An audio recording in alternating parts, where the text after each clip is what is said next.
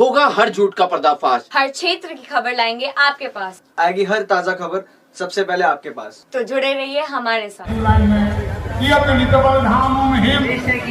ये जो महापर्व है ये आपसी बंधुत्व का, आपसी सहयोग का, आपसी भाईचारे का एक प्रतीक है। तो इस महापर्व की गरिमा को बनाए रखें, आपस में प्रेम बनाए रखें, आपस में सहयोग दें। जैसा कि आप सभी को ये ज्ञात होगा कि हम पिछले कई वर्षों से वर्ष 2001 से इस पवित्र प्रांगण में इस महापर्व को आप सभी के साथ मना रहे हैं और इस पवित्र प्रांगण की सौंदर्यीकरण हेतु और मंदिर की भव्यता के लिए हमें आपके विशेष सहयोग की आवश्यकता है। तो आप सभी से मेरा समिति के सदस्यों की ओर से यह विशेष आग्रह रहेगा कि आप बढ़ चढ़ करके आगे आए और अपनी स्वेच्छा से, अपनी श्रद्धानुसार एक विशेष सहयोग हमें दें, ताकि हम इस मंदिर के शिखर को और भी भव्य रूप दे सकें और यह मंदिर हमारी सच्ची श्रद्धा और आस्था का एक प्रतीक चिन्ह बने पूरे शालीमार गार्डन और पूरे गाजियाबाद क्षेत्र में।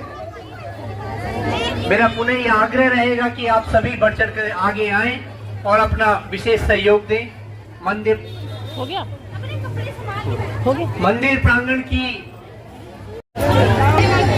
डॉक्टर संजीव जी हमारे सामने हैं। तो डॉक्टर संजीव जी, आप बताइए कि इस प्रांगण में कितने सालों से ये छठ माई का पूजा हो रहा है और इसको संयोजक करते हुए आपको कितनी परेशानियों का सामना करना पड़ा, कितना आनंद आया?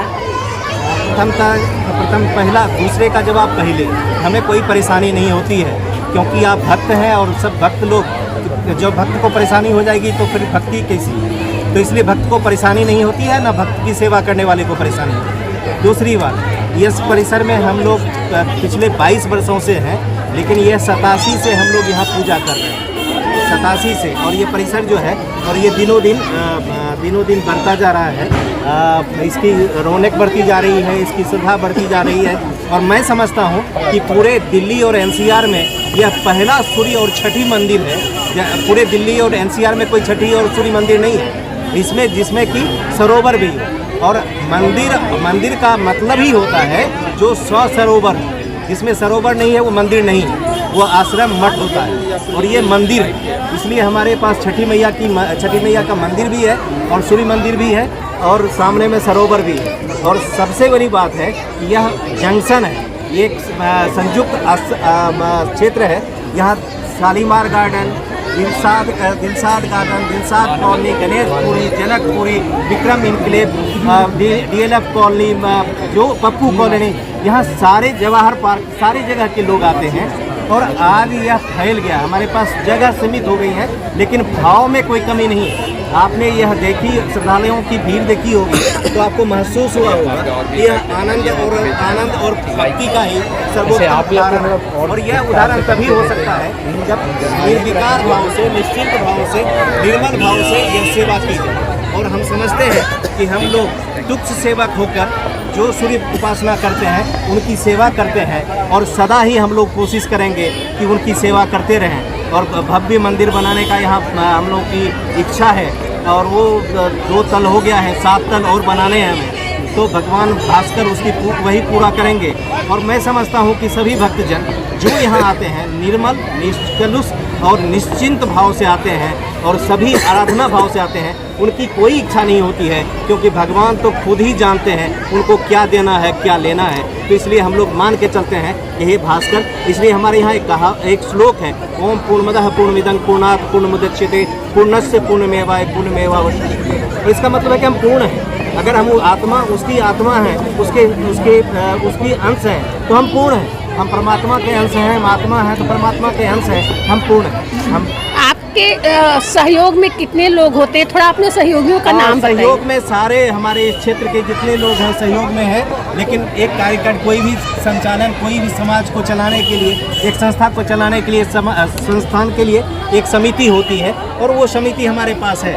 हमारे संरक्षक हैं बी एन तिवारी जी, हमारे प्रधान हैं छोटे लाल तिवारी जी, हमारे जनरल सेक्रेटरी हैं जितेंद्र राय जी, हमारे कोषाध्यक्ष सरोज कुमार जी हैं, हमारे युवा और बाल काल से ही हमारे सहयोगी हैं राजू रंजन, और हमारे डॉक्टर राणा हैं, डॉक्टर इंजीनियर डी झा हैं, प्रोफेसर सीसी झा हैं, प्रोफेसर रमन कुमार सिंह हैं, मनोज है, वाल्मीकि झा हैं, ना सब हर बार एक नाम लेना मुश्किल है सहयोगियों का। नाम तो लेना ही नहीं चाहता था मैं, लेकिन मैंने कहा कि समिति चलाने के लिए हमें कुछ लोगों की जरूरत होती है, और उसकी समिति चलाने के लिए उसकी व्यवस्था करने के लिए है। ये सारे लोग समिति के अधिकारी नहीं हैं, सेवक हैं, भक्त हैं, श्रद्धालु हैं, इससे ज्यादा कुछ नहीं है। ये कोई अधिकारी नहीं है। यह बार बार मैं आपसे विनती भी करता हूँ, और यह आप अगर कहीं चैनल पर चलाएं तो निश्चित रूप से कहें कि ये लोग भक्त हैं, श्रद्धालु हैं, सेवक हैं, इससे अलावा कुछ नहीं। अधिकारियों का और थोड़ा यहाँ के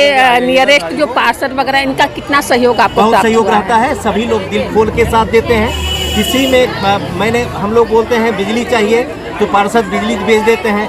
अब हम बोलते हैं सांसद महापौर को कि हमें ये चाहिए, वो करवा देते हैं। हमें किसी से तकलीफ तो है नहीं, और हम अकिंचन हैं। एक शब्द है हमारे यहाँ अकिंचन, जिसके निर्विकार जो होता है, जिसको मांगने की इच्छा ही नहीं होती, वो खुद ही, आप भक्त हैं, आप खुद ही चले आएंगे। हमने किसी से नहीं कहा।